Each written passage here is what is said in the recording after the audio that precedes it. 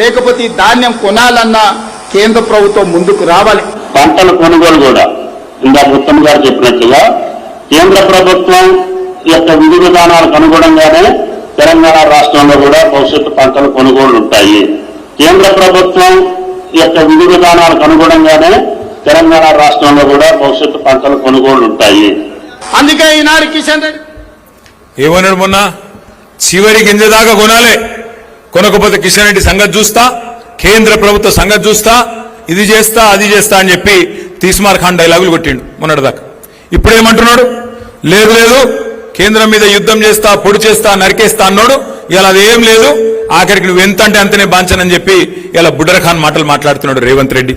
అందుకే నేను అనేది, మనమే మళ్ళీ విజృంభిస్తే తప్ప, మనమే మళ్ళీ కదం దొక్కితే తప్ప ఈ ప్రభుత్వం మారదు, వాళ్ళ ఆలోచన విధానం మారదు. ఒక మాట మాత్రం నేను మీకు చెప్పాలా, ఇవాళ ఏ కాంగ్రెస్ వాడైనా, మీ ఎమ్మెల్యే నాగరాజ్ అయినా, రేవంత్ రెడ్డి అయినా, అందరూ ఒకటి అబద్ధం నేర్చుకున్నారు, మంచి డైలాగ్ నేర్చుకున్నారు. ఏమైందా పథకాలు ఎందుకు అమలు చేస్తలేరు అంటే, మొత్తం అప్పులపాలైపోయింది, ఆగమైపోయింది, మేమేం చేస్తాం, మా చేతిలో షిప్ ఉన్నది, ఏం చేయాలి, ఏడికెళ్ళి చేయాలి అని మాట్లాడుతున్నారు.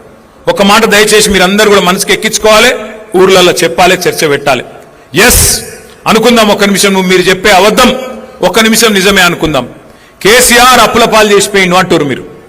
వెనకటికి ఎవడో ముఖం బాగా లేకపోతే అద్దం బల్ల కొట్టుకున్నాడట.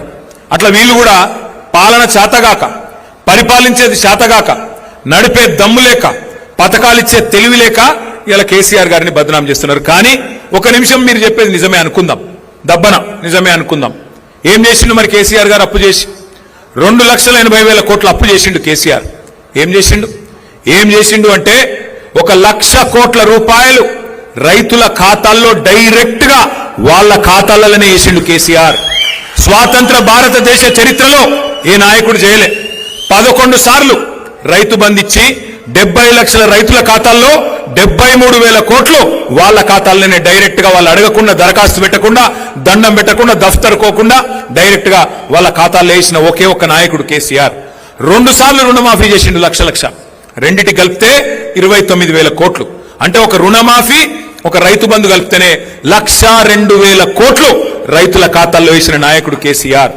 అట్లాగే మొత్తం 24 గంటల కరెంటు మనకిచ్చేతందుకు, రైతులకు కాంగ్రెస్ ఉన్ననాడు కరెంటే దిక్కులేదు.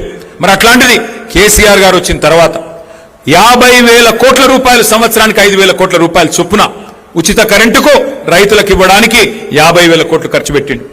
ఇంకొక 1,00,000 కోట్ల రూపాయలు కేసీఆర్ గారు మరి మన రాష్ట్రంలో ఉన్న విద్యుత్ పంపిణీ వ్యవస్థను మంచిగా చేసేందుకు పెట్టిండు. అంటే ఒక రైతులకు కరెంట్ ఇచ్చేందుకే 1,50,000 కోట్లు. అవును, కేసీఆర్ అప్పు చేసిండు. ఏం చేసిండు? రైతులకు బ్రహ్మాండంగా కాళేశ్వరం అనే ప్రాజెక్టు కట్టి 40 లక్షల ఎకరాలకు నీళ్లిచ్చి తెలంగాణలో ఒక్క రంగారెడ్డి మహబూబ్ నగర్ జిల్లా తప్ప 8 జిల్లాలకు ఇవాళ కాళేశ్వరంతోని నీళ్ల వల్ల లాభం జరిగింది. హైదరాబాద్ తాగునీటితో సహా కాళేశ్వరం ప్రాజెక్టు వల్ల 1,00,000 కోట్లు పెడితే 8 జిల్లాలకు లాభం జరిగింది, పాత 8 జిల్లాలకు. అట్లాగే కేసీఆర్ అప్పు చేసిండు, నిజమే అనుకుందాం. 1022 గురుకుల పాఠశాలలు పెట్టిండు కేసీఆర్. 1 కాదు 2 కాదు, మన పిల్లలకు 6.5 లక్షల మంది పిల్లలకు ఒక్కొక్క పిల్లోడి మీద 1,20,000 రూపాయలు ఖర్చు పెట్టి వాళ్లకు మంచి విద్యా బుద్ధులు నేర్పించిండు కేసీఆర్. అవును, కేసీఆర్ అప్పు చేసిండు. ఏం చేసిండు? 14 లక్షల మంది పిల్లలకు, ఆడపిల్లలకు ఒక మేనమామలాగా కళ్యాణ లక్ష్మి, షాదీ ముబారక్ పేరు మీద ఒక్కొక్కరికి 1,00,000 రూపాయలు ఇచ్చి లగ్గం చేసిండు కేసీఆర్. అవును, కేసీఆర్ అప్పు చేసిండు. 15 లక్షల మందికి ఆడపిల్ల పుడితే 13,000, మగపిల్లగాడు పుడితే 12,000 రూపాయలు ఇచ్చిండు కేసీఆర్. అవును, కేసీఆర్ అప్పు చేసిండు.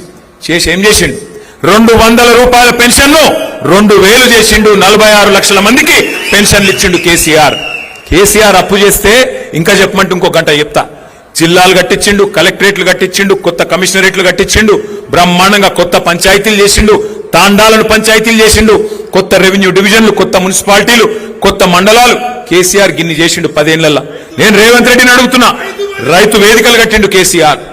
నువ్వేం చేసినావు? 2.5 ఏళ్లలో 4 లక్షల కోట్ల అప్పు చేసిండు రేవంత్ రెడ్డి. 4 లక్షల కోట్లు. కేసీఆర్ 10 ఏళ్లలో 2,80,000 కోట్లు అప్పు చేస్తే ఈయన 2.5 ఏళ్లలో 4 లక్షల కోట్లు అప్పు చేసిండు. మనం 10 ఏళ్లలో చేసిన దానికంటే 1.5 రెట్లు ఎక్కువ చేసిండు. మరి ఏమైంది 4 లక్షల కోట్ల అప్పు?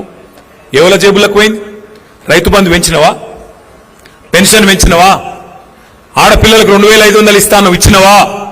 ఏం పని చేసినావు? మరి నిరుద్యోగులకు నిరుద్యోగ భృతి 4000 ఇస్తాను ఇచ్చినవా? ఎవరికి ఇచ్చినావు? స్కూటీలు ఇస్తాను ఇచ్చినవా? కొత్త చెరువు కట్టినవా? కొత్తగా ఒక్క పని చేసినవా?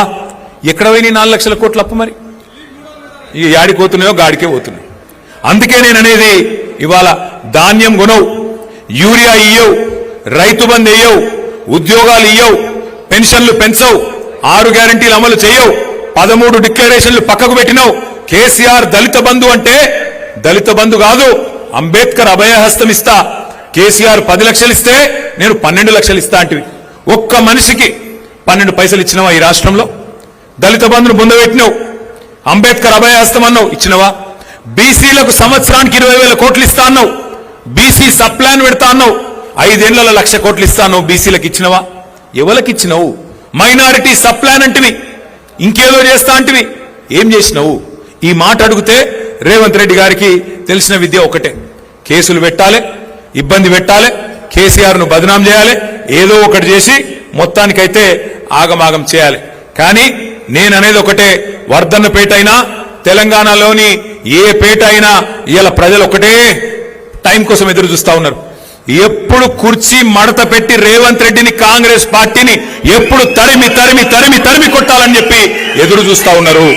ఆ ఎదురు చూపులు ఫలించే రోజు ఎంత దూరం లేదు, తొందరలోనే వస్తుంది. ఎక్కువ రోజులు ఏం లేదు, సగం టైం అయిపోయింది. ఇంకా ఒక 18 నెలలు మనం కష్టపడితే 16-18 నెలలు, ఆఖరి సంవత్సరం ఎట్లాగో ఎలక్షనే, 2028 మొత్తం ఎలక్షనే, ఆ సంవత్సరం ఏముండదు. ఇక ఆ తర్వాత కాంగ్రెస్ వాళ్ళు అధికారంలోకి వెళ్ళి దిగిపోయిన తర్వాత, రేవంత్ రెడ్డి గారు పదవిలోకి వెళ్ళి దిగిపోయిన తర్వాత, నేను ఇవాళ చెప్తున్నా, రాసి పెట్టుకోండి, రేవంత్ రెడ్డి మాజీ ముఖ్యమంత్రి అయిన తర్వాత ఆయన పక్కకెళ్ళి పోతుంటే కూసున్న కుక్క కూడా లేవు. ఆ పరిస్థితి వస్తుంది. ఇవాళ ఏదో అధికారం ఉంది కాబట్టి నడుస్తున్నది డ్రామా, గాని రేపటి రోజున కూసున్న కుక్క కూడా నేను చూసి లేవది. గా పరిస్థితి తెచ్చుకుంటా ఉన్నావు నువ్వు. నేనేదో కోపంతోనో బాధతోనో చెప్తలేను, ఏదో అసూయతోనో చెప్తలేను, ఉన్న వాస్తవాన్ని చెప్తా ఉన్నా. ఇంకొక మాట కూడా నేను చెప్తున్నా, యాది పెట్టుకోండి, మనకు ఒక రకంగా అధికారం పోయి మంచే జరిగింది. ఎందుకంటే కుండ వలిగితే వలిగింది కానీ కుక్క బుద్ధి తెలిసిందన్నట్టు అయింది. ఇవాళ ఎవడు మనోడు, ఎవడు మనోడు, ఎవడు నిజమైన కార్యకర్త, నిజమైన తెలంగాణ బిడ్డ, ఎవడు నిజమైన కేసీఆర్ బిడ్డ ఇవాళ తెలిసింది. అందుకే నేను మీకు మాటిస్తా ఉన్నా, పోయిన 10 ఏళ్లు కొన్ని తప్పులు జరిగినాయి, నేను ఒప్పుకుంటా. కార్యకర్తలు, ఉద్యమకారుల విషయంలో మనం ప్రభుత్వంలో పడి నీళ్లు ఇయ్యాలి, కరెంట్ ఇయ్యాలి,